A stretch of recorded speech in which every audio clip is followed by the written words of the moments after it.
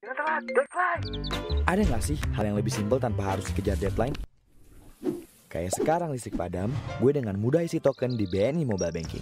Gue liburan lagi. Woi, buruan, deadline! Kayaknya aku bisa ngasih kamu diskon 50%. Punya klien cantik gak perlu perhitungan. Nah, terima deh bukti transferannya. Semua urusan jadi simple. Aktifkan segera dari smartphone-mu tanpa ke bank.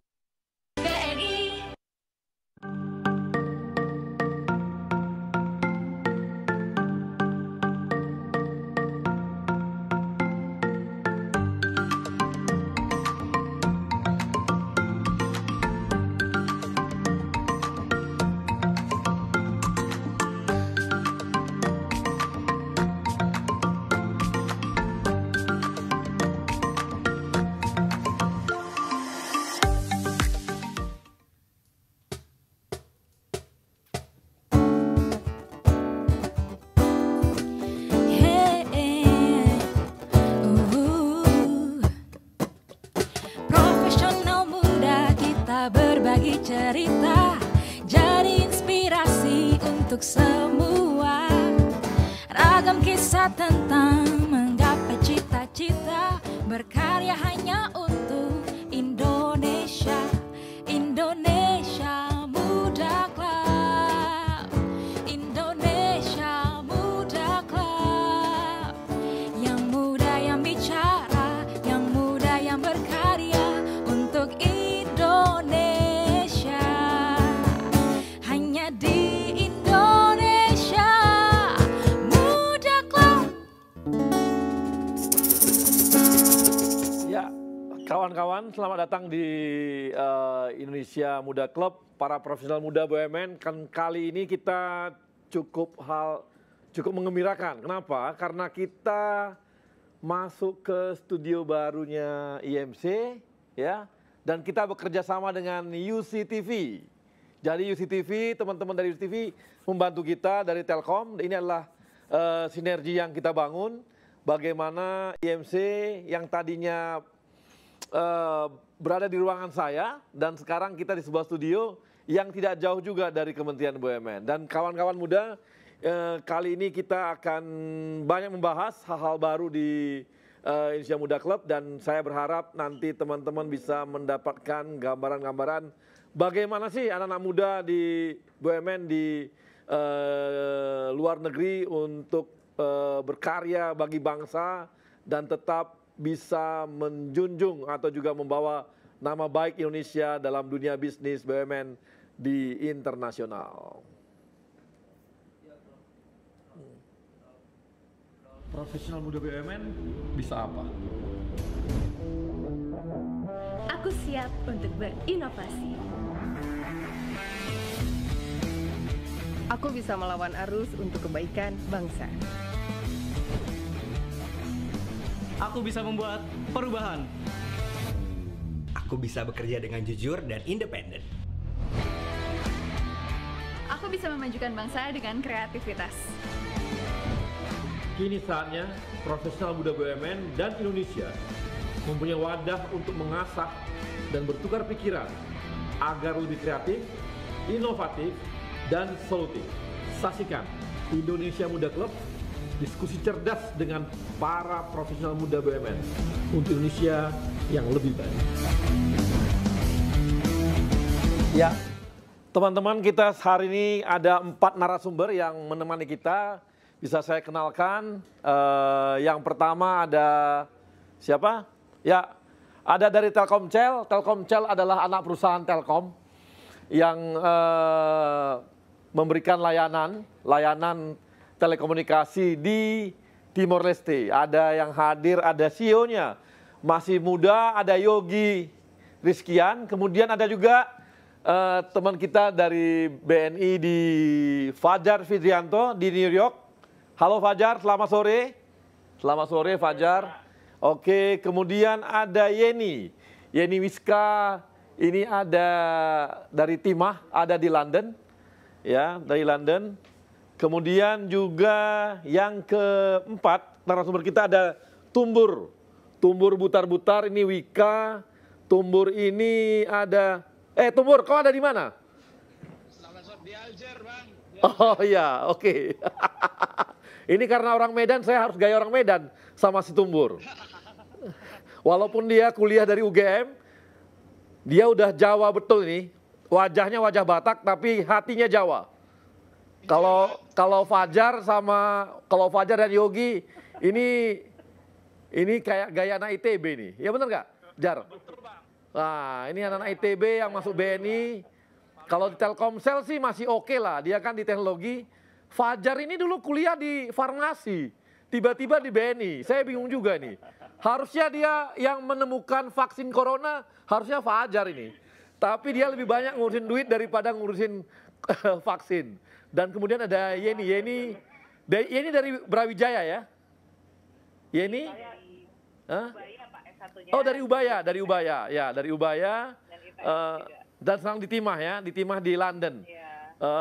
Ini adalah kawan-kawan kita, anak-anak muda yang memberikan sumbangsihnya bagi Indonesia lewat BUMN. Dan yang pertama mungkin kita akan nanya nih dengan siapa ya? Yogi ya? Siap Bang. Ya Yogi. Ya Yogi. Yok, mau nanya nih Yok. Siap. Gimana caranya sampai lu bisa sampai di Timor Leste sana? Apakah karena lewat Atambua atau terbang lo? Awalnya malah nih waktu itu menarik Bang. Pertama kali saya datang lewat Singapura. Lebih aneh lagi karena waktu itu Gunung Agung meletus Bang. Oke. Jadi flight itu cuman ada dari Bali Bang ke Dili Bang. Oke. Waktu itu di Bali meletus, satu-satunya harus ke Singapura dulu, baru Singapura ke Dili. Wah, itu pengalaman pertama waktu datang ke Timor Leste. Harusnya gitu ya. dari Jakarta lu ke Kupang, dari Kupang lu naik bus, naik jalan mobil, lewat Atambua. Betul. Oke. Betul Bang. Gimana Yogi? Yogi kira-kira bisa berkarir di Telkomsel, Telkomsel, dan ini gimana kira-kira sampai bisa di sana juga dalam karirnya gitu? Oke, mungkin saya mau share sedikit buat teman-teman semua yang menyaksikan. Nama saya Yogi Rizkian Bahar, saya CEO dari Telkomsel. Nah, jadi ini cucu Bang, bukan anak. Cucu, betul. Jadi cucu perusahaan Telkom, gitu ya. Nah, kenapa namanya Telkomsel? Biar deket-deket baunya sama Telkomsel, gitu ya. Makanya sehingga masyarakat di Timor Leste lebih mengenal Telkomsel seperti apa begitu. Dan yang hebatnya Bang, bahwa Telkom itu memiliki anak perusahaan namanya Telin. Nah, Telkom International. Nah, inilah yang mungkin banyak orang taunya Telkom tuh IndiHome. Nah, gitu kan Bang ya? Netflix. Nah, ini urusannya IndiHome sama Netflix. Enggak. Bahkan Telin ini namanya sangat harum Bang di dunia worldwide di sisi telekomunikasi. Saya kebetulan ada slide-nya. Oke, silakan. Slide-nya aja. Mungkin bisa di-share biar teman-teman tahu apa sih Telin gitu ya. Karena Telin itu kita singkat Telkom International. Jadi yang pertama tuh kita punya 4 pilar Bang Telkom. Telkom itu pilar pertama mobile. Nah, yang kita kenal Telkomsel gitu ya. Ini Telkomsel yang paling kuat di Indonesia. Nah, yang kedua adalah Telkom International, yaitu kita singkat Telin. Kita sudah menggelar hampir 250.000 kilometer Bang, fiber optik seluruh dunia. Mulai dari Indonesia menuju Europe, kemudian Indonesia menuju US. Luar biasa ini.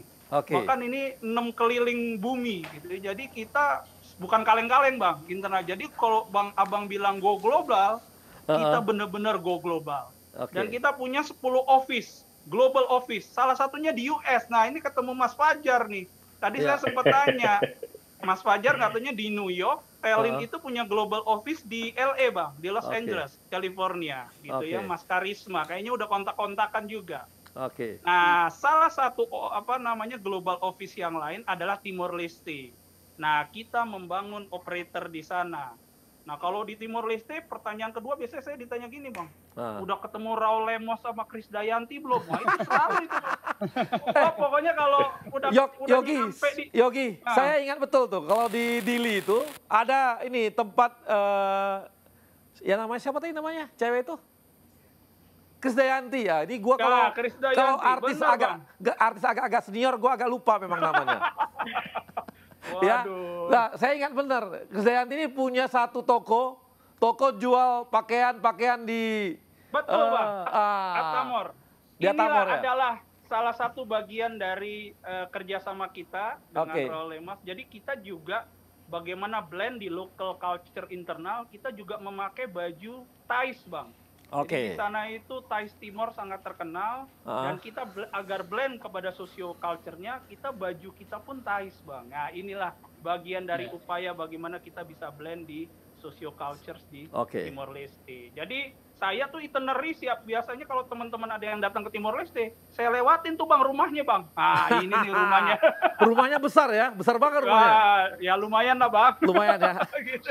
Nah, ini gimana ceritanya, gimana di Telkomsel, gimana perkembangannya di Timor Leste? Apakah menjadi satu-satunya atau operator Telkom atau bagaimana? Saya cerita sedikit dengan sejarah, Bang, ya. Jadi ketika Timor Leste merdeka tahun 99 waktu itu ya, jajak pendapat, kemudian referendum, kemudian tuh 10 tahun itu akhirnya aset Telkom diambil, Bang. Jadi memang aset Telkom itu diambil, semua aset kecuali Pertamina. Nah, ini hebatnya, Bang. BUMN terbesar, terbanyak juga salah satunya tuh di Timor Leste, salah satunya Pertamina, Bang. Jadi Pertamina itu punya kilang, kita punya kilang di sana, gitu ya, dan itu asetnya milik Indonesia. Semuanya yang lain keambil, udah mau rumah, mau apa, gitu ya. Nah, setelah kita juga sudah eksis di sana. 10 tahun jalan, kemudian ada operator namanya Timor Telecom. Ini lokal, tapi disupport oleh Brazil, Bang, OVI.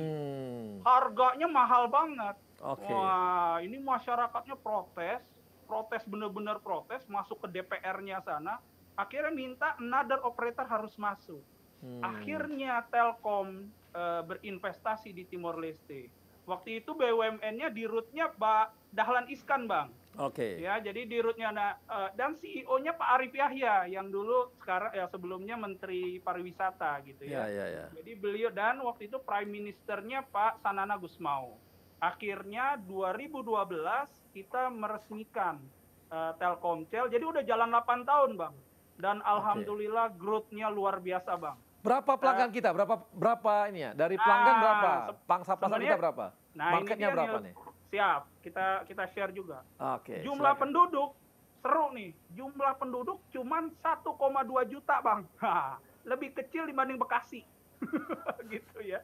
Jadi nggak besar jumlah penduduknya. Dan kita punya jumlah pelanggan kita sekitar 300.000.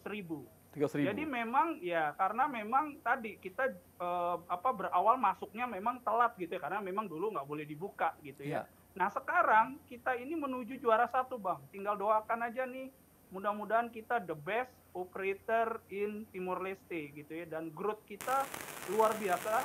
Telkom mungkin major growth rata-rata paling 8, bahkan 6, bahkan kita 30%, Bang. Ini luar biasa, Bang. Jadi kita mengharumkan, jadi kita penghasil devisa juga buat Indonesia. Jadi sekarang kita udah berapa pangsa pasar kita? 49%, 48% atau berapa persen? Sekitar 35%. 35%. Jadi kita itu ada 3 operator di sana. Yang tadi saya cerita. Operator pertama Timor Telecom. Itu existingnya dulu 10 tahun. Kemudian tahun 2012 ada tender license baru kita masuk. Gitu ya. Jadi kita masuk. Dan yang 2 nih, Bang, yang masuk. Satu Indonesia, yaitu kita, Telkomsel. Satu lagi Vietel, Telemor. Nah, ini menarik, Bang. Ya, jadi Vietel ini BUMN-nya Vietnam, Bang. Tapi isinya tentara semua, Bang. Wah, jadi BUMN-nya Vietnam. Vietnam. Vietnam. Vietnam. Yes. Vietnam. Bahkan dia ekspansi ke Afrika. Banyak dia operator-operator di Afrika juga, gitu ya. Jadi saya punya sahabat baik, CEO-nya juga, itu tentara, Bang. Kapten. Ininya kapten. Jadi makanya ini juga kami terus terang pengalaman internasional ini luar biasa. Jadi memang banyak banget suka dukanya juga, tapi it's very exciting sekali. Dan kami didukung oleh KBRI. Nah, ini kunci utamanya juga. Jadi bagaimana kita katakanlah perantau ini ketika berbisnis di luar salah satunya harus engage dengan KBRI. KBRI. Engage dengan, saya sangat dekat. Ini Bang, Batak juga Bang Sahat Sitorus. Ininya, Sidi Kalang Bang kalau dia Bang, gitu ya. Ini luar biasa, saya terus terang. Sama dengan dirutnya Telin ya kalau gitu ya? Nah, orang Sidi benar, Kalang juga. Betul, Pak Soekardi. Itu kebetulan gurunya Pak Soekardi, bapaknya Pak Soekardi itu gurunya Pak Sahat Sitorus. Jadi emang dunia kecil sekali Bang gitu ya. Jadi makanya, dan ini luar biasa karena Pak Sahat Sitorus ini tidak hanya menjadi diplomat tapi entrepreneur juga. Berapa persen? Berapa persen orang Indonesia yang bekerja di Telkomsel? Sekarang, ini Bang, saya sedikit cerita. Bahwa awal datang itu 50%. Jadi karyawan kita total 200, dulu pertama masuk itu 100-an. Tapi kita punya semangat baru Bang, bahwa kita tidak hanya berbisnis di Indonesia, di Timor Leste, tapi kita juga membangun capacity building. Ini kunci juga salah satu kedua. Bahwa bagaimana kita memberikan lapangan pekerjaan yang besar kepada masyarakat Timor Leste. Dan mulai sekarang, managerial level itu sekarang teman-teman Timor Leste semua Bang, dan bagus-bagus. Gitu ya. Jadi kita juga mulai pelan-pelan memberikan expertise kepada teman-teman Timor Leste, dan teman-teman Indonesia pulang, sekarang teman-teman Timor Leste. Jadi ini juga salah satu sinergi yang luar biasa bagus. Gitu. Sekarang kira-kira sekitar 18 Bang, dari 200 orang. Jadi luar biasa. Sekarang teman-teman Timor Leste yang mengelola ini. Oke, terima kasih. Kemudian saya mau nanya lagi nih ke Yeni. Iya Bapak. Yeni ya. Yeni Abang, yang Yeni Indometal ada di London. Ini gimana ceritanya sampai Yeni sampai di berbisnis timah di London ya? Ini perempuan lagi. Kira-kira gimana? Baik. Cerita ya. Baik. Ya, pertama terima kasih karena telah mengundang saya dalam acara yang lagi hits banget nih kayaknya di Indonesia ya. Ya, saya di Timah itu memang berawal dari divisi pemasaran Pak. Jadi 12 tahun yang lalu saya ikut rekrutmen dari PT Timah dan langsung masuk ke bidang pemasaran. Kemudian di sana saya belajar dan saya dipercaya untuk menghandle pasar Asia. Nah, di tahun 2013 ada peraturan pemerintah yang mewajibkan semua ekspor timah melalui bursa. Nah, disitulah Indometal berperan. Karena tidak semua customer itu dapat bergabung dengan mudah dengan bursa tersebut. Nah, dari situ Indometal pun membesar menjadi perusahaan perdagangan, mengambil customer dari PT Timah dan melayani mereka. Jadi sebenarnya Indometal adalah sebagai penghubung antara Timah dan customer Timah. Oke.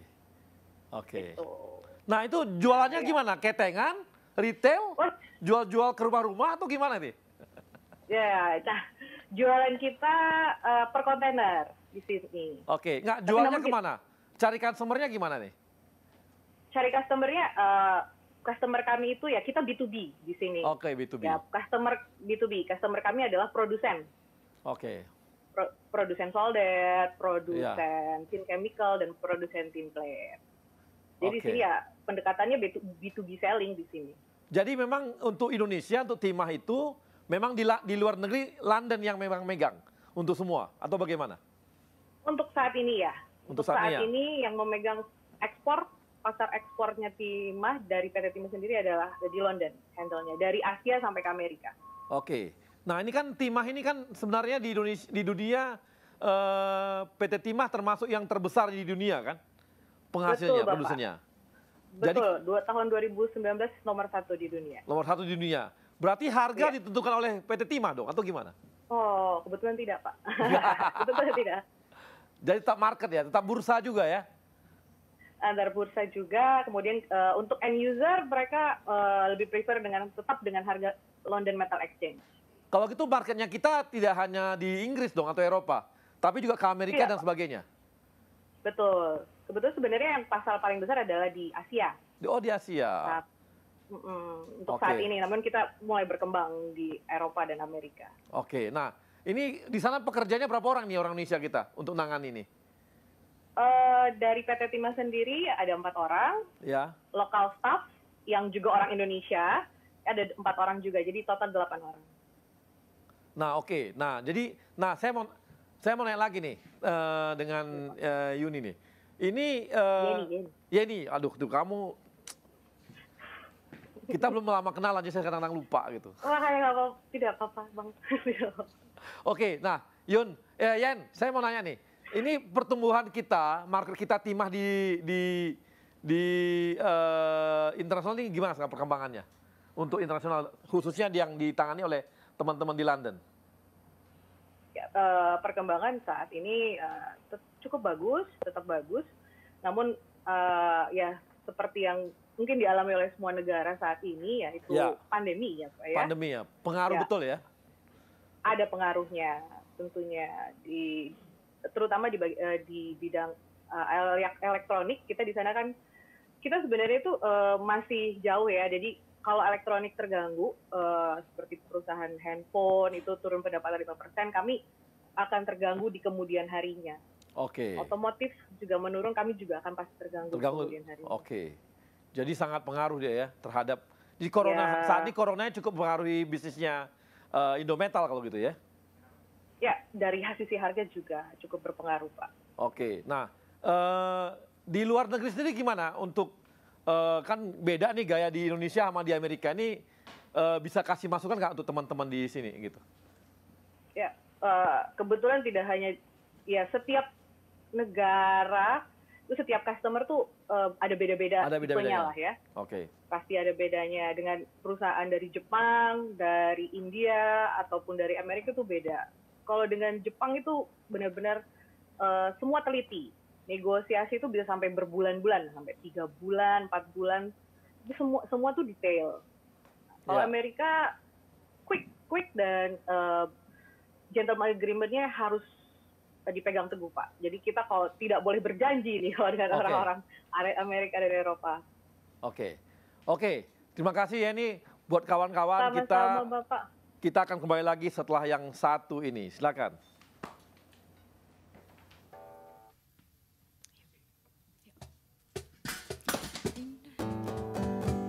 Indonesia Muda Club, Indonesia Muda Club, yang muda yang bicara, yang muda yang berkarya untuk Indonesia, hanya di Indonesia Muda Club.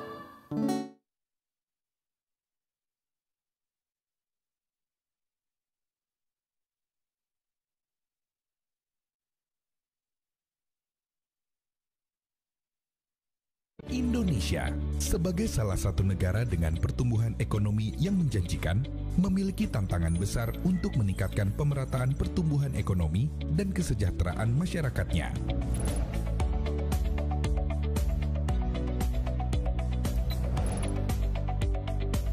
Jaminan Kredit Indonesia berkomitmen untuk senantiasa mendukung perkembangan perekonomian nasional dengan menjadi penjaminan bisnis UMKM melalui pelayanan terpercaya, responsif, unggul, sehat, dan terkemuka. Jamkrindo terus berupaya berinovasi dan menyesuaikan diri terhadap dinamika perekonomian global. Jamkrindo menjadi peran sebagai sahabat yang mendampingi setiap UMKM untuk memiliki kesempatan berkembang, berdaya tahan, dan berdaya saing, baik di lingkup nasional maupun internasional.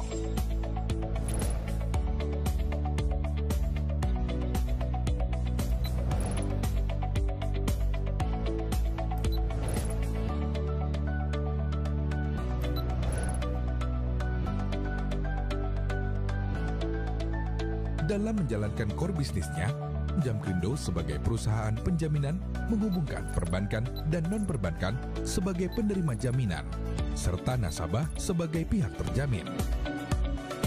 Melalui usaha penjaminan, Jamkrindo memberikan kesempatan kepada UMKM untuk berkembang dan naik kelas.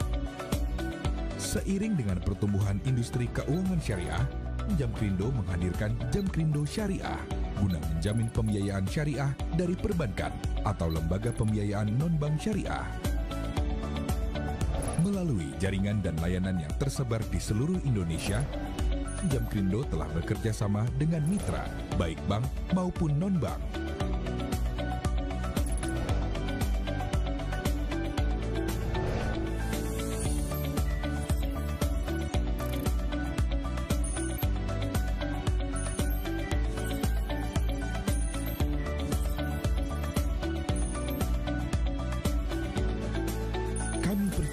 Dengan menjadi pilihan utama pelaku usaha di seluruh wilayah Indonesia, Jamkrindo dapat berkontribusi dalam mendukung pertumbuhan dan pemerataan perekonomian nasional.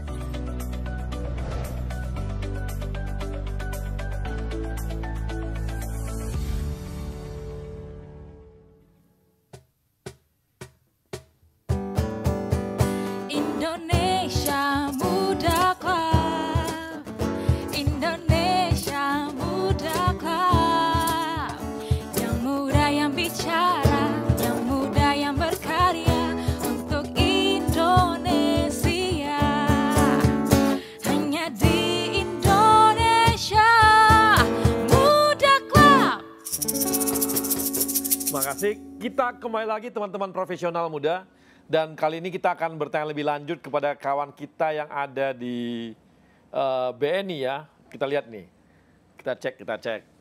Tadi dari Indometal sudah ada, kemudian teman-teman dari Telkomsel Dili yang sudah ada juga. Kali ini kita akan masuk ke New York. New York ada kawan kita, ada Fajar. Jar. Hai Bang.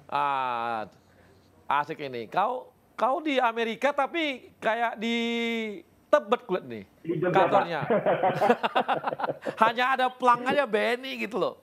Nggak ada keren-kerennya. Coba terangin lu kenapa nggak keren. Ayo gimana Jar? Ayo Jar, cerita Jar. Gimana di sana? Ya, di sini mungkin saya agak mulai dengan profil BNI di luar negeri Pak ya. Karena kita kebetulan bukan hanya di New York, kita di luar negeri nih Pak ya. Ya. Sama kayak Mas Yogi di Telkom, ada beberapa networknya, kami juga sama. Ya. Mungkin kita ada 6 Pak cabang luar negeri kita. Ya, yang paling dekat sama Indonesia di Singapura, kemudian ada di Hong Kong, kita juga punya di Tokyo, kemudian di Seoul, kemudian kalau bergerak agak ke barat, kita ada di London sama ada di New York. Nah, ini masing-masing punya keunikannya sendiri-sendiri Pak. Ya. Kalau mungkin saya cerita misalnya Singapura, Pak. Ya. Singapura itu kita sudah ada di Singapura sejak tahun 55. Tapi Singapura sendiri mereka baru merdeka tahun 65, Pak. Jadi kita udah ada di sana sebelum mereka merdeka.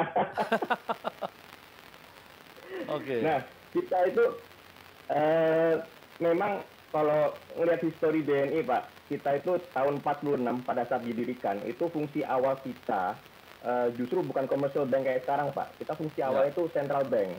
Makanya kita tuh baru mulai berekspansi. Itu sejak tahun 54 pada saat kita di-convert menjadi commercial bank. Nah itulah kenapa kita tahun 55 udah mulai ada cabang banyak. Salah satunya di Singapura itu. Nah kemudian kalau kita yang di New York sendiri Pak, kita itu udah ada di sini sejak tahun 78. Cuman memang pada saat berada di sini pertama kalinya cuman rep office, cuman ada representatif doang. Kemudian kita convert menjadi bank di tahun 83. Disinilah terus kita mulai menjalankan fungsi perbankan. Cuman memang kalau nanti abang misalnya main ke sini bang ya, mungkin kok beda sama BNI Singapura. BNI Singapura itu memang beda, dia full branch Pak. Jadi nggak semua cabang luar negeri kita itu kayak Singapura yang full bank, nggak Pak, nggak semua. Yang full bank itu kita di Singapura, di Hong Kong, di Seoul dan di Tokyo. Kalau di kami di New York ini agency, jadi kita tidak melakukan fungsi penghimpunan dana retail. Itu kita tidak memiliki license itu, karena banking ini kan highly regulated industry Pak ya, jadi sangat dijaga ketat sama masing-masing otoritas setempat. Nah, kita memang memiliki license-nya sebagai agency yang mirip-mirip sama kita London, dia sebagai corporate bank. Nah, di sana untuk corporate bank aja ya, bukan retail. Bukan retail. Betul, Pak. Betul. Kami di New York ini adalah corporate bank. Ini kalau orang nanya ngapain sih BNI buka di New York? Memang selain nyari profit, udah pasti Pak ya nyari profit. Tapi kita juga punya misi lain, Pak. Salah satu yang kita itu pada saat saya berangkat Pak, itu saya selalu dikasih message sama para leaders di BNI Pak, para sama direksi itu adalah gimana BNI bisa berperan untuk meningkatkan ekspor Indonesia itu luar kunci. negeri. Nah, berapa banyak perusahaan Indonesia yang memanfaatkan BNI New York untuk bisnis-bisnisnya? Banyak nggak sekarang nih nasabahnya BNI? Banyak, tapi mungkin tidak secara langsung Pak. Sebagai contoh, saya ada debitur yang bergerak di bidang perikanan. Ya. Nah, debitur saya ini itu banyak mengimpor dari Indonesia, Pak. Nah, itu jadi apakah terus perusahaan-perusahaan di Indonesia ini berhubungan dengan BNI New York? Enggak. Tapi kami memberikan fasilitas kreditnya itu ke perusahaan di sini yang mengimpor ikan, mengimpor udang dari Indonesia. Nah, itu yang salah satu misi yang coba kita bawa dengan keberadaan kita di Amerika ini, Pak ya. Sebenarnya kita nggak cuma Amerika yang kita layani, Pak, marketnya, Pak. Kita juga melayani market Kanada. Jadi kita di sini kita sebutnya sih North America yang kita layani. Nah, berapa banyak nih? Juga ada yang anak sorry, Pak. Gimana? Terusin. Debitur kita juga ada yang anak BUMN, Pak. Ada anak usaha BUMN, Pak. Anak usaha BUMN di bidang kedirgantaraan. Wah, itu dia kinerjanya bagus, Pak. Meskipun pandemik seperti sekarang ya, kita kan mikirnya wah airline agak lesu. Cuman ini terakhir kita ngobrol-ngobrol sama mereka malah mau nambah space kantor, Pak. Kayaknya mereka hebat juga nih ekspansinya. Berapa banyak orang Indonesia di sana? Di BNI yang kerja? Yang kerja di BNI? Kita total pegawai 25, Pak. 25. Jar, lu jangan kayak gaya laporan ke bos. Santai aja. Kita ngobrol-ngobrol aja. Lu kayak laporan ke abang aja, lu kayak laporan ke bos aja lo. Gua nggak lagi evaluasi lu ini, enggak. Kita ngobrol aja. Siap. Kita dari 25 total pegawai, Bang. Itu kita 5-nya memang datang dari Indonesia. Kita sebutnya sebagai home staff. Nah, sisanya itu 20 local staff. Itu 50-50. 50% itu diaspora Indonesia, 50% memang lokal sini. Jadi kita memang juga meng-hire diaspora Indonesia yang ada di sini. Dan mereka bagus-bagus, Pak. Saya acungin jempol. Diaspora Indonesia di sini kualitasnya bagus-bagus. Nah, ini besaran kapasitas kita untuk mengeluarkan kredit atau apanya itu besar nggak sih di sana? Teman-teman BNI? Memang kita ada sedikit keterbatasan, Pak. Karena kita sebagai bank, untuk bisa menyalurkan kredit, kan kita juga harus menghimpun dana. Nah, kita sebagai corporate bank, karena kita tidak menghimpun dana dari masyarakat ya, Bang. Kita jadinya, kita menghimpun dananya, kita harus agak kreatif nih, harus agak breakthrough. Kita kebetulan tahun ini, kita ada program untuk isu CD, Certificate of Deposit. Kita kerjasama sama beberapa international bank. Nah, tapi yang kita sasar itu adalah investor non-Indonesia dan non-bank. Karena ada beberapa pertimbangan regulasi kenapa kita memilih pasar itu. Nah, itu itu animonya cukup besar, Pak. Karena sebagai BUMN dari Indonesia, kita itu punya persepsi resikonya bagus, dianggap low risk. Jadi menarik untuk dibeli sama banyak investor, Pak. Jar, lu udah menikah belum? Udah, Bang. Udah ya? Anak saya ada 3, Bang. Orangnya istri orang apa? Istri saya. Iya, orang Meksiko. Enggak lah, Bang. Orang Padang Jawa, Bang.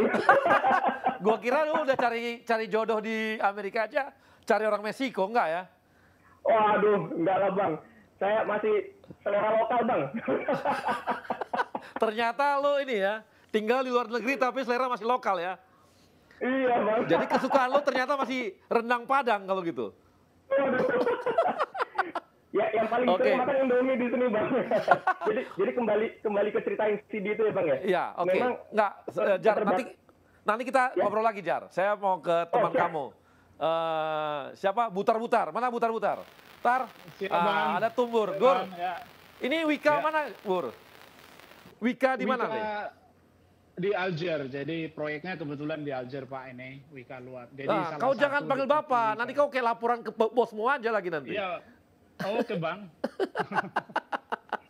Gimana? Coba cerita kenapa Wika sampai bisa di Alger?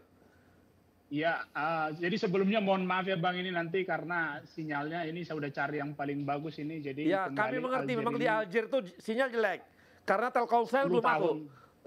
Iya itu maksud saya tadi. Minta Telkomsel katanya udah ada di Afrika atau yang Vietnam kenapa Telkomsel nggak masuk dari Afrika gitu ya. Oke. Itu nanti bisa lebih bagus Pak ya. Jadi kalau Wika luar negeri sendiri sebenarnya sudah mulai tahun 2006 di Dubai. Kita udah mulai merintis, tapi itu sebagai subkon gitu ya. Jadi dia bergerak terus sampai di Alger juga. Di Alger ini kita udah eksis sejak 2007 untuk mengerjakan East West Cross Motorway. Jadi jalan tol tapi tanpa bayar Pak karena di Alger ini kaya negaranya Bang. Jadi subsidi semua, jadi tidak ada tol gitu ya. Jadi itu sampai akhirnya Wika membuat divisi luar negeri ini menjadi valid sama eksis itu di 2011. Nah, saat ini kita sampai proyek 2012 kita ada proyek di Timur, kita sudah membuat proyek Komoro Bridge. Jadi mungkin bareng sama Telkom kemarin kita udah ya. Keren itu, jembatannya keren. Ya, jadi ikonik Pak ya. Ya, jadi kita udah nancapkan kuku kita di itu nanti dilanjutkan dengan bandara di Timor Leste yang kita desain dan build bandara whole seluruh package gitu kita diakui di sana dan hasilnya cukup dibanggakan Pak. Betul. Nah itu terus di Malaysia, Saudi Arabia. Nah ini tahun 2017 kita dapat di Algeria perumahan lodgement Pak karena Algeria ini punya program 1 juta unit apartemen untuk rakyatnya gitu ya. Jadi mereka kita ambil baru 4.000 unit apartemen nih saat ini. 2017, 2018 kita dapat kontrak. Jadi memang kita dapat repeat kontrak di Alger ini. Oke. Ya karena memang yang kita banggakan Pak Wika itu yang membanggakan adalah satu dari sisi quality Pak. Ya. Ini kita menjadi contoh bagi kontraktor di sini semua Pak. Di sini kita bersaing dengan kontraktor dari China, dari Turki itu dan lokal juga ya. Kita menjadi contoh quality. Sehingga mereka selalu mendekan, Wika bisa gini, kenapa kamu nggak bisa gitu ya. Jadi itu tadi bangun apa di sana? Bangun apa kalian? Masalah safety itu kita menjadinya karena kontraktor di sini malah tidak saya bilang Tumbur bangun apa di sana? Lagi bangun apa? Apartemen Pak, 150 tower apartemen Pak. 140 tower? Iya Pak. Gila. Banyak banget. Bisa minta satu? Ya memang Bang. Dua, jadikan dua Bang. Oke, jadi luar negeri ini memang divisi luar negeri itu udah mulai makin mengembangkan sayapnya. Jadi kita fokusnya di 2 area Bang. Area satu adalah Asia Pasifik, area kedua adalah Timur Tengah dan Afrika. Seperti kata orang ya Pak ya, ada ahli bilang bahwa 2030 Afrika akan menjadi primadona dunia. Semua orang akan ke Afrika. Nah ini Wika sudah duluan di Afrika nih, biar tahu kita lautannya. Kita jadi kita bermain di kandang kita nanti. Makanya Tumbur, karena itu Afrika, makanya orang Batak disuruh ke sana, kayak kau ini. Oke, teman-teman profesional muda, kita akan kembali setelah yang satu ini.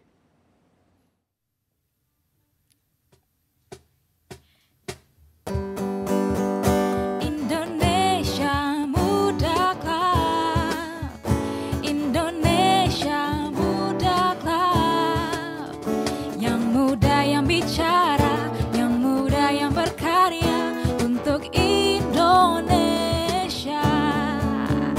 hanya di Indonesia muda.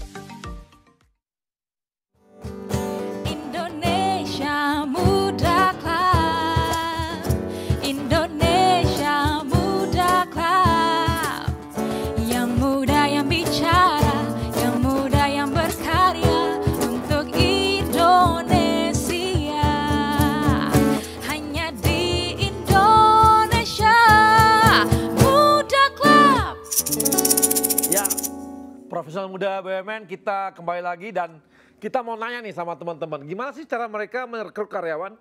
Apa langkah-langkah mereka sehingga mereka bisa mengambil karyawan? Oh ya, saya ambil yang ini, saya ambil yang ini. Apakah sama dengan gaya di Indonesia atau apakah ada cara lain yang kita lihat? Nah, kita akan mau nanya nih sama teman-teman kita yang ada di.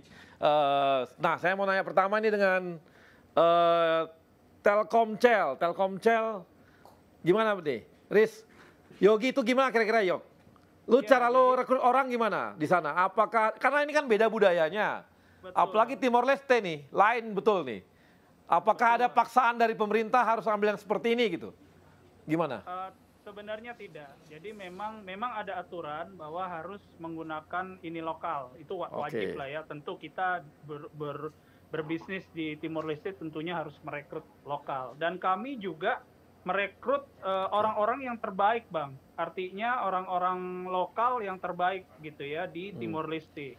Dan ini yang luar biasa, salah satu karyawan kita bahkan dinobatkan sebagai Best Telkom Employee 2019.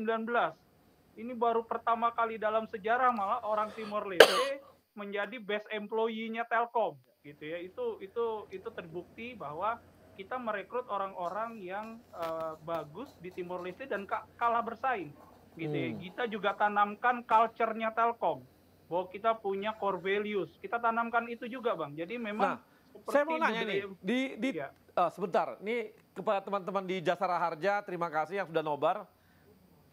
Jasara Harja ya, top teman-teman milenial Jasara Harja, terima kasih Anda nobar dan tetap saksikan Indonesia Muda Club. Nah, kita kembali lagi kepada Yogi. Yok, ini kan di Timor Leste tuh perguruan tingginya gimana nih?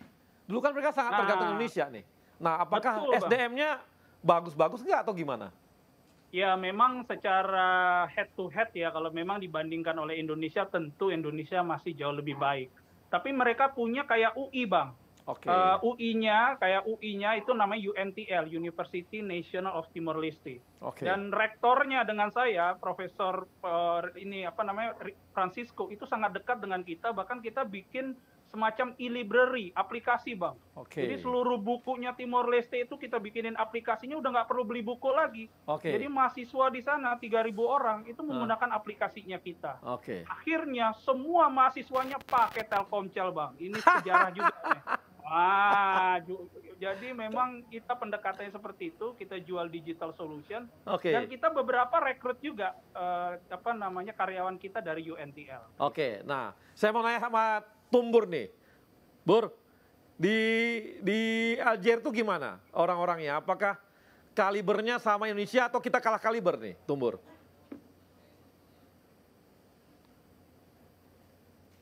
Gimana, Bur? Halo, Tumbur. Ya. Sorry Pak, ini tadi disconnected. Ya, silakan Pak, coba.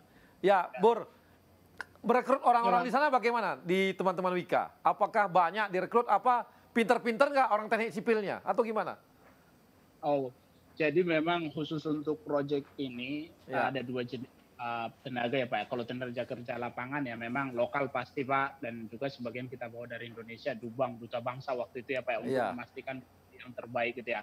Terus sambil lokal kita didik tukang-tukangnya sesuai. Nah untuk di office sendiri memang Pak, saat ini kan memang proyek ini masih Pak, proyek kan temporary. Bur, jangan panggil Bapak, panggil Abang. Oke Bang, jadi kita memang sebagian besar masih bawa dari Indonesia Pak kemarin. Cuman memang khusus untuk lokal, kita rekrut untuk bagian yang yang berhubungan dengan masyarakat sini, pengadaan ataupun keuangan yang berhubungan dengan tax, ya kita hire.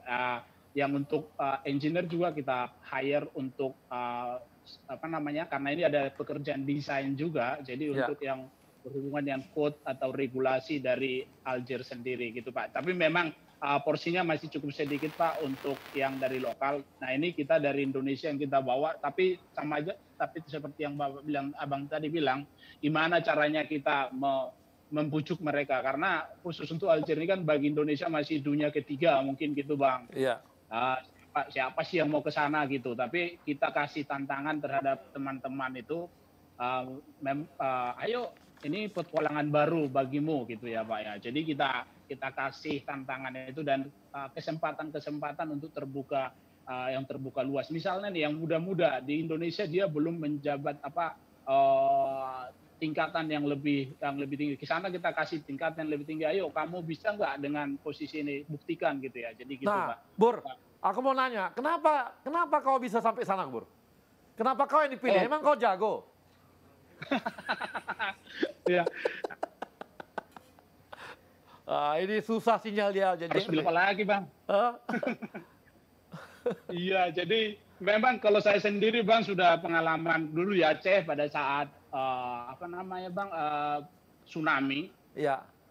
Saya diutus ke sana juga untuk menyelesaikan pembangunan 4.000 rumah untuk bantuan tsunami di tahun 1.500 saya di sana, Bang. Ya. Terus terakhir proyek saya di Indonesia itu bandara terminal. Oke. Jadi yang berat-berat sama kau ya, kau kerjain ya? Yang berat-berat ya? Ya. Ya itu yang saya ceritakan yang beratnya aja, Bang. Kalau yang ringannya nggak usah diceritain, Bang. Jadi, nah ini kan supaya teman-teman yang di sini, yang di Indonesia mana tahu dia mau berkarya di luar negeri, ini kan perlu belajar sama Tumbur nih. Artinya di mana ada buaya, Tumbur datang, kan gitu kan? Ya memang, Bang, harus berani menghadapi resiko, Bang. Ini kita bilang bahwa di Aljazair itu nggak gampang. Saya sendiri, Bang, ini kan budayanya memang beda gitu ya. Tapi kita harus adaptif sesuai agile gitu ya. Kita harus agile. Salah satu nilai Wika itu adalah agile, bisa. Keluarga dibawa, keluarga. Keluarga enggak, Bang, karena bawa, ya? Di Indonesia aja biar lebih nyaman, Bang. Ini jangan-jangan supaya ketemu orang Afrika ini kau. Tapi Afrika Arab. Afrika Arab. Iya, Afrika Arab. Iya, Afrika Utara, Pak. Ya. Afrika Utara kan? Oke, jadi ini resiko pergi ke luar negeri juga harus meninggalkan keluarga ya?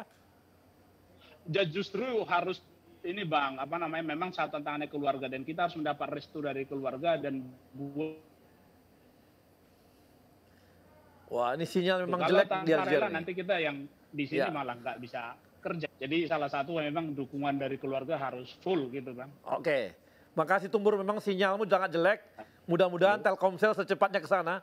Sekarang saya mau nanya lu dengan kawan kita nih, Fajar. Ya.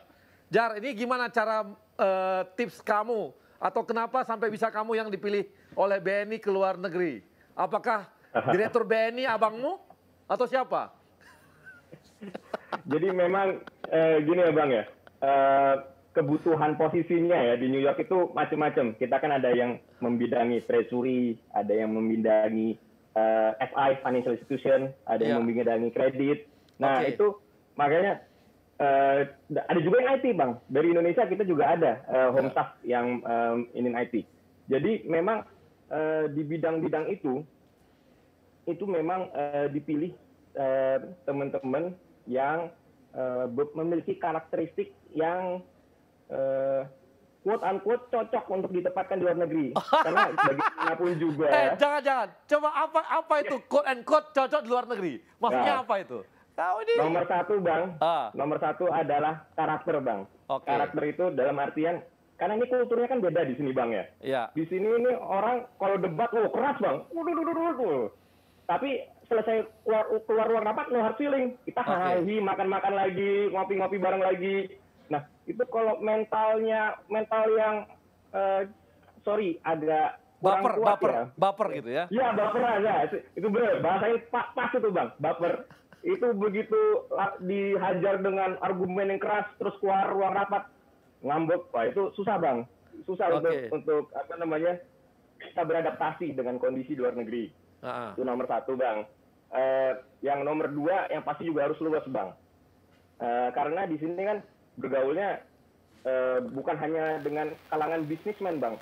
Mau nggak mau kita di luar negeri ini ya kita bergaulnya sama komunitas Indonesia. Kayak misalnya kami di sini di New York nih kita ada komunitas gereja, komunitas masjid yang isinya orang-orang Indonesia. Terus bergaulnya juga dengan diplomat-diplomat, konjen, KBRI, kemudian ada juga yang kalau di New York ada United Nation ya, PBB. Nah, jadi itu sangat penting juga untuk memiliki karakteristik yang luas. Nah, yang ketiga memang kompetensi. Kompetensi nggak jelas, Bang. Kompetensi itu penting.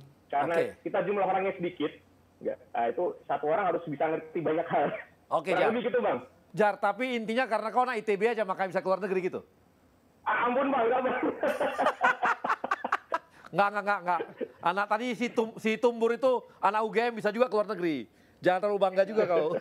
Oke, sekarang kita ada teman kita dari Ida Rasita, GM dari Kimia Farma.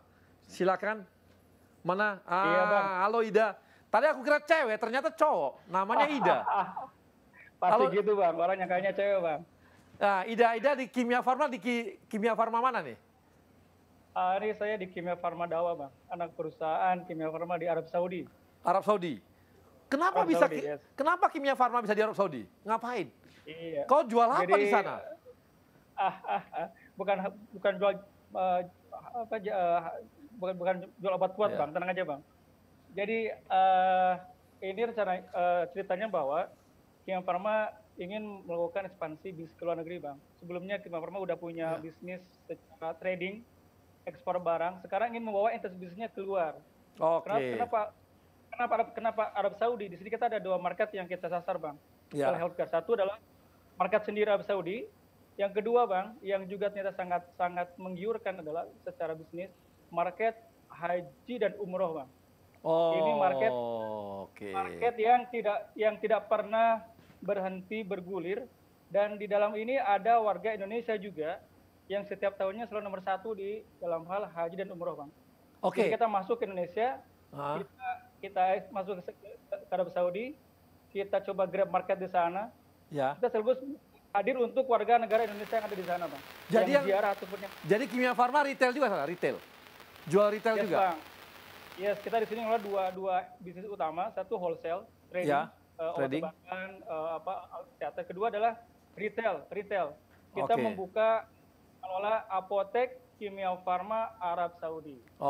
Gitu. Ida, jangan-jangan nanti itu vaksin corona yang baru dibuat sama Bio Farma, jangan-jangan dijualnya di Afrika di Arab Saudi ada di Kimia Farma nanti.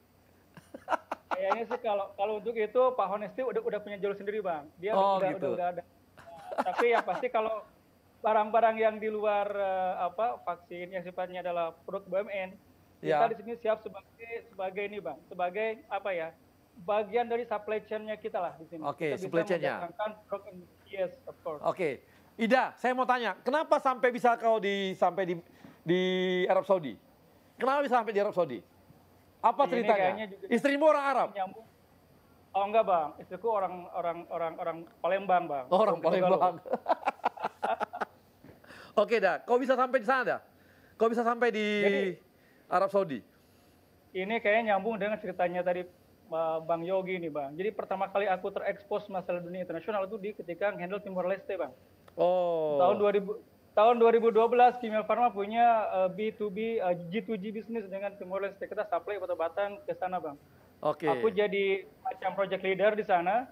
Terekspos lah dengan masalah-masalah internasional segala macam. Lama-lama kayaknya ini kayaknya ketemu passion nih, Bang. Ini kayaknya enak nih, kita bisa handle luar negeri, bisa lihat dunia lain, mengenal culture, mengenal. Jadi kau menganggap bahwa passionmu itu di luar negeri terus gitu ya? Kemudian aku dikasih challenge di export division di holding. Lama kemudian Kimia Farma ekspansi ke luar negeri, ke Arab Saudi.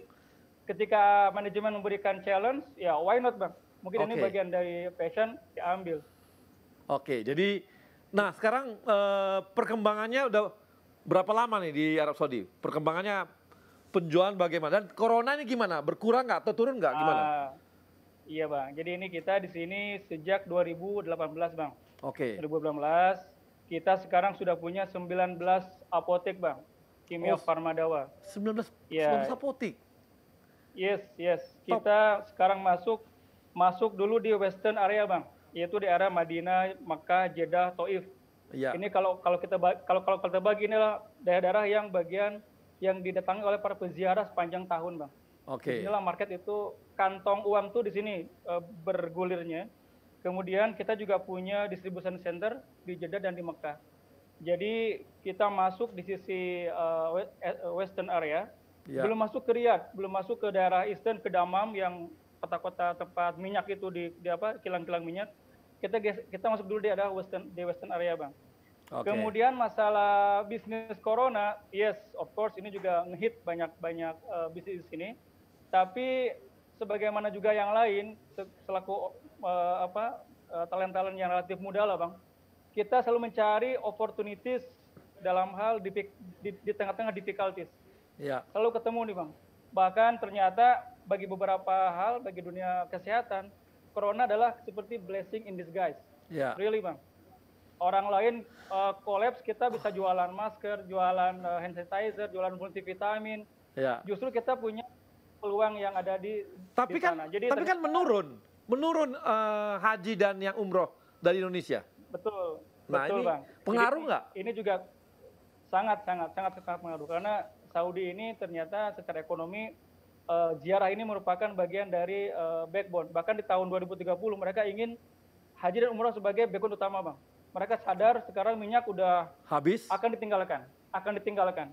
Mobil listrik, Elon Musk segala macam sudah di depan mata, orang udah nggak bisa lagi ngelak. Mereka lari ke tourism yang mana? Yang inilah. Mereka ingin kembangin. Nah, begitu ini ada kehit dalam hal corona lumayan, Bang. Mereka agak sedikit drop, tapi mereka tetap punya planning bahwa setelah ini selesai bahwa vaksin akan diproduksi. Next time mereka akan extend tourism ini sebagai bagian dari part of backbone-nya mereka. Jadi Ida, saya mau nanya, berapa orang Indonesia ada di sana di Kimia Farma? Home staff kami di sini yang dari Indonesia ada 5 orang, Bang. Oh, 5 orang. Oke. 5 orang. Total yang lokal? Kita pegawai yang lokal ada kita rekrut di sini ada sekitar 5 orang. Kemudian total pegawai kita 150 orang sekarang yang ada di kita. Mostly orang Mesir, Bang. Karena ternyata di Middle East. Yes, Mesir, Pakistan, Bangladesh, Syria di area Middle East. Jadi kita bergaul dengan mereka dengan background secara culture adalah culture Timur Tengah nih, Bang. Berapa culture Arabik? Berapa wanita, berapa laki-laki komposisi pegawai?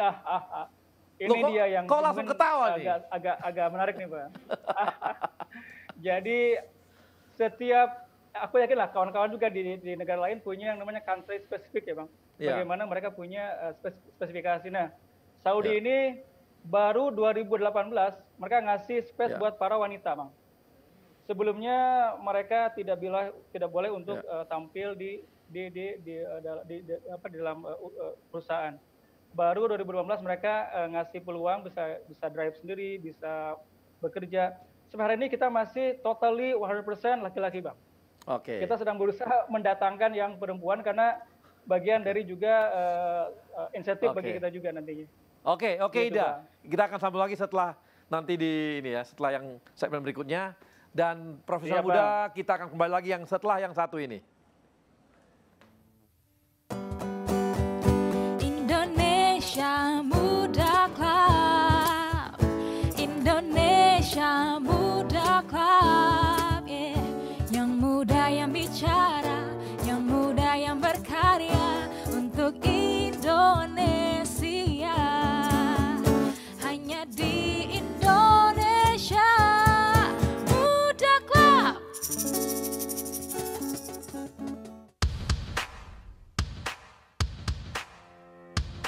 Untuk nusa dan bangsa, untuk tanah air kita, kami lahir dan hadir, besar dan kuat bersama. Memakmurkan negeri, kibarkan merah putih, membawa sejahtera, Indonesia jaya. Satu gerak, satu langkah, bahu membahu tanpa lelah, untuk insan Indonesia berazas Pancasila. BUMN hadir untuk negeri, dari Sabang ke Merauke karyanya. BUMN hadir makmurkan Indonesia.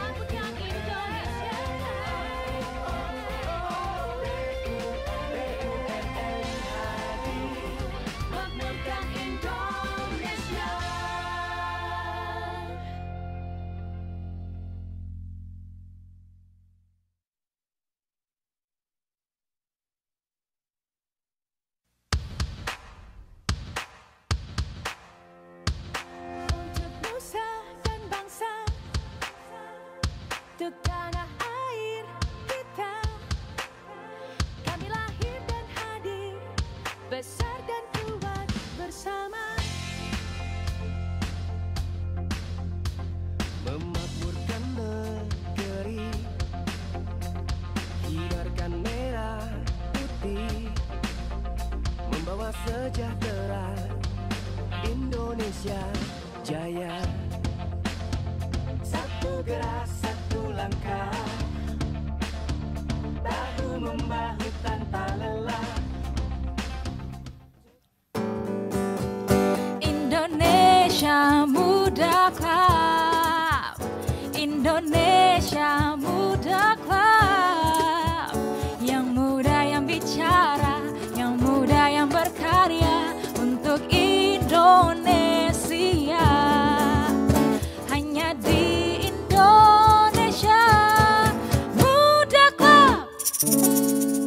Ya, teman-teman profesional, kita kembali lagi dengan Indonesia Muda Club dan kali ini kita coba lihat social project yang dikerjakan oleh teman-teman milenial kita, milenial BUMN, dan kita akan lihat bagaimana dan apa yang mereka kerjakan dalam project-project ini. Silakan.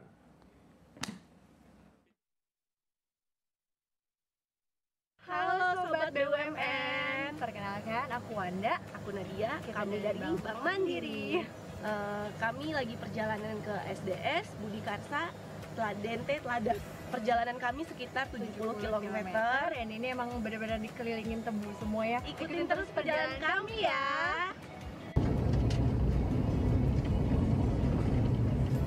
Halo Sobat BUMN, jadi kita udah sampai tuh. Setelah 3 jam perjalanan kita sudah sampai di Kuala Mahabar. Nah setelah ini kita bakal ngajutin perjalanan pakai perahu untuk mendistribusikan perlengkapan sekolah ke SD di sana ya.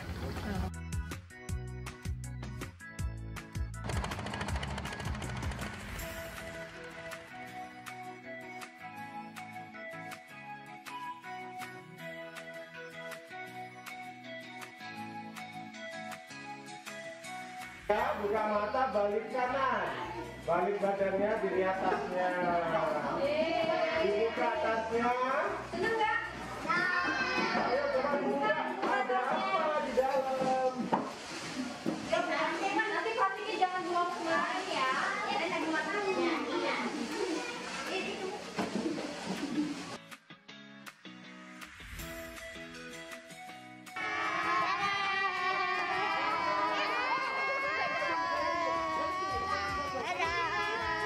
Akhirnya selesai juga proyek kita di SDS Budi Karsa dengan Indonesia Muda Club dari Kementerian BUMN. Sampai jumpa di proyek Indonesia Muda Club selanjutnya. Dadah. Ya, lihat teman-teman, gimana teman-teman kita dari milenial BUMN membuat social project dan kami juga menunggu kawan-kawan milenial dimanapun berada untuk membuat project-project yang bisa disampaikan kepada kawan-kawan Indonesia Muda Club. Nanti kita carikan anggarannya dan carikan biayanya dan bagaimana supaya milenial BUMN itu berkarya di tempat-tempat di daerah-daerah. Jadi kami masih menunggu semua usulan proyek-proyek dari kawan-kawan dan manfaatkan kesempatan ini untuk bisa membantu masyarakat Indonesia dimanapun berada. Dan kali ini kita akan kembali di kawan-kawan di ini ya, di anak-anak muda tadi yang Timor Leste, ada yang di Aljazair, ada di Arab Saudi dan sebagainya. Dan ini sudah ada penanya dari Rian ini dari Jamkrindo. Rian, silakan kalau Rian mau bertanya untuk kawan-kawan di kawan-kawan di 5 negara ini. Silakan Rian. Baik Bang. Saya Rian Bang dari Wika Bang. Oh dari Wika. Tadi dikira dari Jamkrindo. Oke, silakan. Sama Bang Tumbur Bang. Oke. Mau tanya teman-teman bahwa kan sebenarnya strategi internasional. Rian, lu buka dulu ininya. Buka dulu maskernya, nanti dikira siapa lagi. Ntar Rian yang lain kan beda bahaya kita. Kluster perkantoran nih.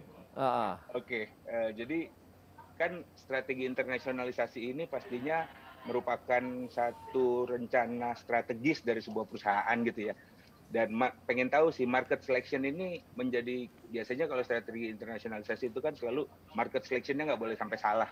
Karena resikonya besar banget gitu, baik kontraktual atau apapun gitu. Dan saya ngebayangin kalau BUMN, sesama BUMN menyusun market strateginya ini bareng-bareng, kayaknya masuk ke satu negara itu juga bisa bakal menjadi solution provider buat top itu tersebut gitu, usul sih sebenarnya. Nah, kalau boleh tahu dari masing-masing BUMN yang sekarang bekerja di luar sendiri, strategik thinkingnya masuk ke salah satu negara itu apa aja sih pertimbangannya? Ya, Rian. Oke Rian, terima kasih kawan-kawan. Mungkin ada siapa yang bisa menjawab dari mana nih? Dari Yeni mungkin bisa jawab Yeni atau gimana Yan? Silakan Yan, jawab Yan. Ya, baik. Ya, terima kasih. Untuk market selection ya. Oke, kita untuk logam timah sendiri kita memilih negara mana yang kita masuk itu pastinya adanya customer terlebih dahulu dong. Jadi kami menyeleksi negara mana yang pertama pasti ada yang pengguna dari produk kami, yaitu lebih ke arah perusahaan yang negara yang banyak memproduksi barang-barang elektronik itu pasti. Karena penggunaan timah sendiri adalah salah satunya yang terbesar adalah solder. Jadi kalau makanya yang kami masuki adalah Jepang, Taiwan. Kemudian kalau untuk di Eropa itu kita masuk ke negara yang sama, yaitu juga pengguna solder dan tinplate. Jadi kalau kami lebih ke arah bukan negaranya yang dimasukin, tapi di manakah letak pengguna dari produk kami tersebut. Oke. Makasih ya ini kawan-kawan dari PTPN 7. PTPN 7 pun sekarang ini lagi nobar. Terima kasih kawan-kawan PTPN 7 yang sedang nobar di tempatnya ya. Terima kasih. Nah, silakan yang lain. Ida mungkin bisa jawab pertanyaan dari Rian tadi. Oke, siap Bang. Ya. Jadi masalah penetrasi pasar ya Bang. Betul nih. Kalau kita masuk ke luar negeri kan bukan hanya nice to have ya Bang. Ya. Hanya buat gaya-gayaan gitu kan. Tapi juga betul membawa misi yang juga jelas, ada profit dan benefit. Jadi memang dalam hal ini sekali lagi bagaimanapun kita melihat memang studi pasar itu nomor 1 Bang. Kita memastikan bahwa pasarnya memang di sana ada. Dan satu hal lagi, apa yang bisa menjadi mengimprove lantai pasok produk Indonesia ke sana. Karena sebetulnya kalau kita punya bisnis di luar, tapi tidak ada efek terhadap produk kita dalam negeri bisa keluar sana, kayaknya kayak sayur kurang garam Bang, kurang sedap jadinya gitu. Kalau kita punya bisnis di luar, yang sama juga produk kita masuk ke negara itu, selain juga kita membantu diplomasi ekonomi negara kita, Indonesia, juga membantu mengenalkan produk Indonesia, juga kita ada nilai tambah yang tentunya secara neraca perdagangan memberikan kontribusi positif Bang. Jadi bagaimanapun penetrasi pasarnya adalah market review itu nomor 1 Bang. Pastikan itu kita dapat dulu. Next-nya adalah tinggal disesuaikan dengan business acumen masing-masing. Itu begini Bang, sharingnya Bang. Oke, terima kasih. Nah ini ada lagi nih, kita tanya lo Yogi. Yok, gimana Yok? Pertanyaan dari Rian, bisa jawab ya, gini? Bagus pertanyaannya. Jadi, of course pertama market research dulu. Nah ini yang kedua tambahannya. Saya meng-quote kenapa akhirnya Telkom berbisnis internasional. Saya meng-quote terus terang dari CEO kami terdahulu, Pak Arif Yahya. Business follow people. Dia bilang seperti itu. Artinya apa? Follow people itu mana ada orang Indonesia yang paling banyak di sana. Akhirnya Bang, kita punya 10 global offices yang di sana tuh paling banyak masyarakat Indonesianya, termasuk Hong Kong Bang. Kita punya global office di Hong Kong, kita punya global office di Taiwan, kita punya global office di Malaysia juga. Karena apa? Masyarakat Indonesianya banyak, termasuk Indonesianya Timor Leste, di mana hampir 5.000 orang di situ. Sehingga ada captive market minimal yang kita bisa dapat ketika kita implementasi di sana. Itu juga salah satu memudahkan kita untuk masuk ke market. Nah, dari situ kunci kedua adalah kolaborasi. Jadi kami di Timor Leste ini kolaborasi dengan hampir semua BUMN. Benar, kita ada Wika di sana. Wika bangun ini juga Bang, bangun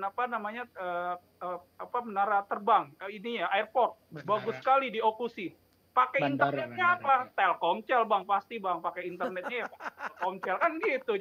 Jadi termasuk kita kerjasama dengan BRI. Di sini ada BRI dan Mandiri bang.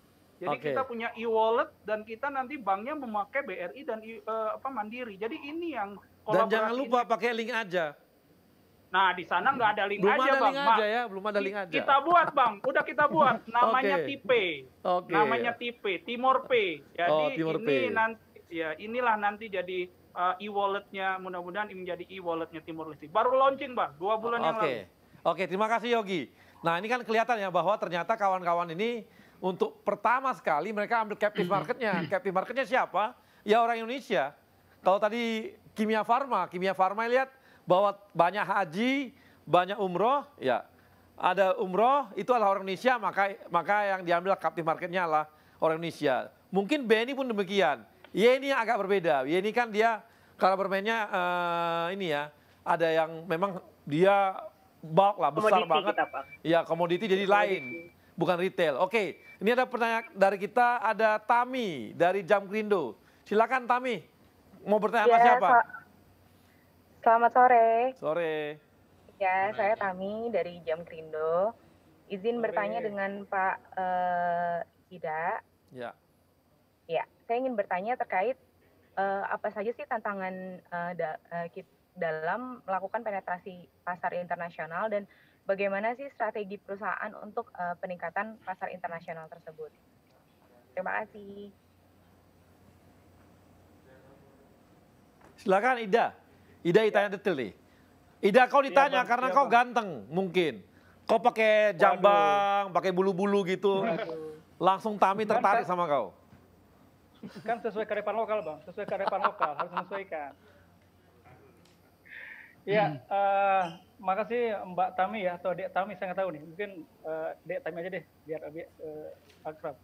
Jadi memang tantangannya adalah kalau kami di dunia bisnis healthcare, untuk masuk ke pasar itu adalah bagaimanapun juga kita harus memahami yang namanya regulasi terkait bisnis kita. Karena hampir sebagian besar country risk itu terkait dengan masalah regulasi. Baik itu regulasi hukum atau bisnis. Contoh misalnya kalau kita masuk ke pasar Saudi ini, dia punya standar Saudi FDA yang sama dengan Saudi Amerika. Saudi American FDA. Artinya apa? Kita harus betul-betul mempertimbangkan apakah secara produk kita pun bisa memenuhi mereka tersebut. Yang kedua, kita juga melihat bahwa bagaimana misalnya Saudi ini dia mengacu ke mana sih? Dia mengacu pasarnya ke mana? Dia mengacu ke pasar Eropa dan Amerika. Maka kita pun juga melihat bahwa bagaimana style kita masuk ke sana sehingga bisa diterima oleh pasar. Kalau kita bicara pasar lokal Saudi ya Bang. Tapi kalau kita bicara lokal yang tadi yang segmented kayak Indonesia, kayak kita lebih tahu lah bagaimana kita menghandle bisnis segmen tersebut. Itu mungkin sementara Bang. Oke. Makasih. Ada lagi pertanyaan tadi dari siapa? Ada yang baru lagi? Ada Farhan. Farhan mana Farhan? Farhan dari Universitas Brawijaya Malang. Silakan Farhan, ini dari teman-teman BEM. Ya, silakan. Silakan Farhan. Biar teman-teman yang muda yang masih mahasiswa tertarik dan pengen ke luar negeri kali. Silakan. Ya, terima kasih Bang. Ini menarik ya karena banyak dari teman-teman BUMN juga, Mas-mas dan Mbak, itu dari BUMN yang berasal dari negara-negara di berbagai kontinen. Nah ini saya pengen nanya ya, di situasi COVID seperti ini nih, jadi hambatan secara internasional bagi perusahaan BUMN dalam bersaing seperti apa? Serta kayak market positioning sekarang itu misalkan BNI di New York, terus juga Wika di Alger, dan juga Telkomsel tadi ya, yang di Timur Leste seperti apa gitu dengan perusahaan-perusahaan ini, kan saya juga pengen tahu gitu sebenarnya. Gitu. Mungkin itu sih dari saya gitu. Terima kasih. Oke, silakan. Mungkin ada yang bisa jawab. Fajar bisa jawab Jar. Silakan Jar. Siap Bang, siap. Oke, Mas Farhan ya Mas ya. Pertanyaan bagus tuh Mas. Jadi memang COVID ini sebuah tantangan ya, tantangan tersendiri. Ini nggak pernah kita rasakan sebelumnya. Sebagai sebuah lembaga keuangan ya, yang pasti itu operational risk. Operational risk itu pertama, karena yang tadinya kita bisa kerja operational bank itu bisa kita kerjakan di kantor, tiba-tiba kita tidak bisa ke kantor. Nah, itu kita dituntut untuk cepat beradaptasi. Jadi agile mentality-nya ditantang di sini. Nah, disinilah kita BNI itu kebetulan memang sebagai bank kita kan punya banyak SOP kita tuh cukup rigid ya. Jadi kita juga ada yang namanya BCP protokol. Begitu ini COVID melanda, itu BCP protokol kita langsung on. Terus ini apa sih yang harus kita lakukan? Nah, kita pada saat itu ini saya ceritakan pengalaman New York ya. Kita langsung melakukan split operation. Teman-teman ada yang kerja di kantor, sama ada yang kerja di BCP site. Itu remote site. Ya, itu kenapa kita pecah? Karena untuk mengurangi terjadinya atau resiko penularan. Tapi seiring berjalannya waktu ternyata tambah parah. Kebetulan New York itu adalah epicentrumnya COVID di US pada saat itu. Ya. Jadi kita mau nggak mau benar-benar kita kurangi jumlah pegawai yang datang ke kantor dan yang datang ke BCP. Ya. Nah itu tantangan tersendiri karena yang kita terbiasa kumpul bareng kalau ada masalah hadap-hadapan ngobrol ini gimana nyelesainnya. Ini sekarang kita jadinya harus virtual. Nah dengan virtual ini ada tantangan tersendiri. Apa itu? Cyber security. Jadi teman-teman IT itu mau nggak mau harus cepat belajarnya untuk gimana menutupi hole-hole di cyber security ini. Itu operational risk. Kemudian kita sebagai bank kita ada yang namanya credit risk. Nah, apa itu credit risk? Itu adalah resiko gagal bayar dari debitur kita. Kita itu tidak bisa dipungkiri dengan adanya COVID ini. Debitur-debitur kita yang tadinya mungkin katakanlah penjualannya tahun lalu 100, mungkin tahun ini nggak 100 lagi. Ya. Kan kita expect-nya tumbuh ya. Tahun lalu 100, tahun ini 120. Tapi dengan adanya ini, perekonomian melambat. GDP di Singapura, kalau di Indonesia kan sudah mulai resesi ya. Sudah ya. Indonesia belum. Indonesia bagus belum, Pak. Korea. Ini Amerika sudah masuk resesi. Jadi memang kategorinya agak beda kalau di Amerika ya. Belum kelihatan 2 kuarter tapi sudah dikatakan resesi. Okay. Nah, itu kita langsung melakukan stress testing. Stress testing. Ini debitur kita mana-mana aja nih yang berpotensi. Pada saat itu mungkin belum jadi pandemi kita ada stress test ya. Pada saat masih di Wuhan, itu kita langsung stress test. Itu debitur kita mana-mana aja nih yang berpotensi. Nah, kita dari daftar stress test tersebut, kita akhirnya ada beberapa yang kita sell down akhirnya. Sell down itu maksudnya kita lepas nama-nama tersebut untuk mengurangi exposure resiko. Nah, begitu pandemi melanda US, itu stress testnya lagi itu. Mana lagi nih debitur-debitur kita? Alhamdulillahnya BNI New York ini kita portfolionya banyak di healthcare, kemudian di telecommunication, sama di teknologi. Itu cukup resisten terhadap pandemi ini. Ada faktor hokinya kita memang. Kita pada saat ekspansi dulu itu resiko makro perlu kita pertimbangkan. Jadi kita menyasar 3 industri utama ini. Nah, itu tantangannya ya. Oke, Jar. Thank you, Jar. Nah, ini teman-teman. Oke, teman-teman ada pertanyaan dari Nursi Nur. Ini nanya nih ke kawan-kawan di ini. Ini bagaimana strategi kita untuk meningkatkan kapabilitas dari kawan-kawan di luar negeri supaya bisa menghadapi market di negara tersebut. Jadi ketika kita ekspansi tidak lagi ke market captive marketnya, ini strateginya apa gitu untuk menghadapi market baru. Nah, ini ada kalau mungkin Tumbur ya, mungkin bisa ya. Oke. Nah, untuk market luar negerinya Wika ini memang ada beberapa hal. Satu adalah tadi sudah disebut kalau memang captive market ataupun existing market kita udah dapat melalui repeat order ya. Jadi dengan portfolio kita yang bagus, kita di suatu negara itu sudah selalu dapat repeat order gitu ya. Nah, yang kedua memang sejak tahun 2012 kita udah kerjasama dengan Kemenlu. Jadi Kemenlu itu secara quote menjadi marketingnya Wika di semua negara. Jadi kita kerjasamanya cukup bagus. Ada potensi pasar kita tidak lanjutin. Nah, kerjasama dengan Kemenlu ini memang sangat-sangat erat maupun marketing maupun operasional gitu ya.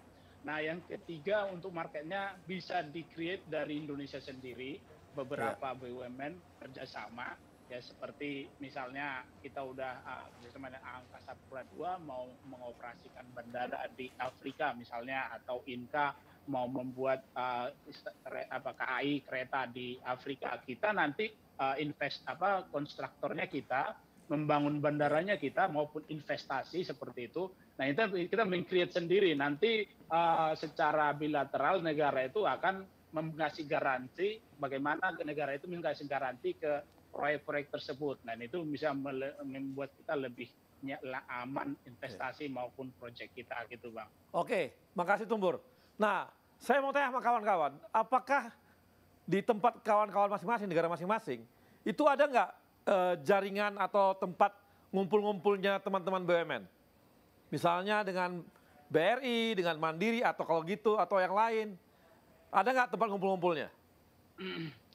Ya, saat ini sih tempat ngumpul sih masih belum, tapi kita biasa bersama di KBRI, Pak. Jadi KBRI ada acara kita kumpul dan siap. Di New York gimana? Di New York gimana, Jar? Ada nggak? Kita cukup dekat, Bang. Kebetulan BNI sama BRI di New York ini, kita sama-sama di Broadway, di Manhattan. Ya. Jadi kita jaraknya nggak nyampe sekilo lah antar kantor. Jadi kadang kita nah, untuk bareng, Ida gimana? Di sana gimana di Arab Saudi? Kita mostly di bawah koordinasi dari KJRI, Bang. Di sini kita berkumpul dengan teman-teman. Contohnya yang paling dekat kita dengan teman-teman dari Telin, Bang, sebelumnya. Kita dengan Telkom kita dekat. Karena gini, kita bisa tahu di mana orang bisa berkumpul itu dari teman-teman Telin, Bang. Ketahuan di mana kita buka di sana, kita punya apotek. Pas banget ininya. Kawan-kawan, saya mau beritahu ya. Kawan-kawan mau saya beritahu nih. Pak Erick Thohir itu akan punya konsep besar mengenai BUMN di luar negeri. Ya. Kemarin kan beliau sudah mengatakan bahwa kita akan ekspansi ke luar negeri. Ya, BUMN akan ekspansi ke luar negeri dan beliau akan punya kejutan untuk semua BUMN yang ada di luar negeri. Nanti kejutan ini tunggu aja tanggal mainnya. Yang pasti akan membuat BUMN kita akan sangat kuat di luar negeri dan akan lebih kompak, bisa mengatur market bersama-sama, bisa melihat peluang-peluang sama-sama, sambil bisa memanfaatkan kekuatan masing-masing BUMN. Tapi saya belum bisa ngomong nih apa yang akan dihasilkan oleh dikeluarkan oleh Pak Erick Thohir. Tapi kemarin kami rapat kemarin beliau sudah mengatakan akan menghasilkan sesuatu untuk BUMN-BUMN di luar negeri.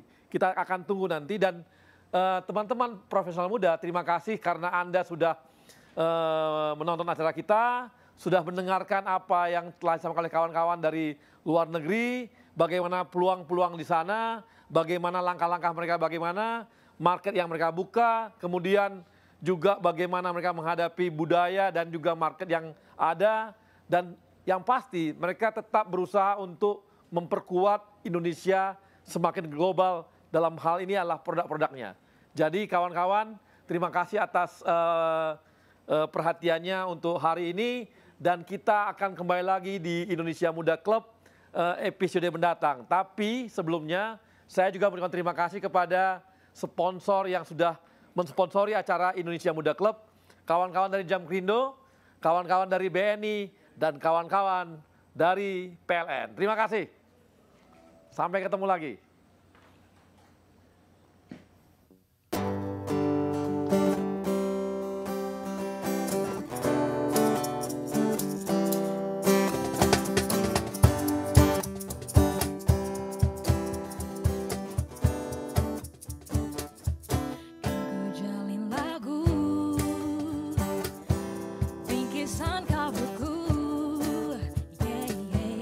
Bagi insan dunia